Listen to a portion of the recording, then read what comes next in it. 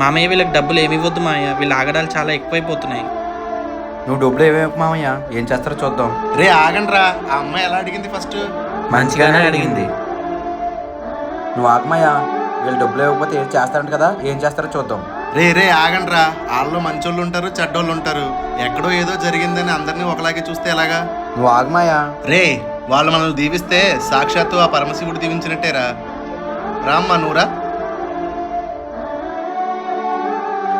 ఇదిగో అమ్మా, ఈ డబ్బులు తీసుకుని మమ్మల్ని మా కుటుంబాన్ని దీవించండి. మీరు చల్లగా ఉండాలి, మీకంతా మంచి జరగాలి. Thank you sir. ఇలా మీలాంటి వాళ్ళు మాలాంటి వాళ్ళని అర్థం చేసుకుంటే మా జీవితాలు చాలా బాగుంటాయి సార్. Thank you sir. సరే అమ్మా, థ్యాంక్ యూ సార్. పిల్లలు అన్నదాన్ని పట్టించుకోకు. సరే సార్. Thank you sir.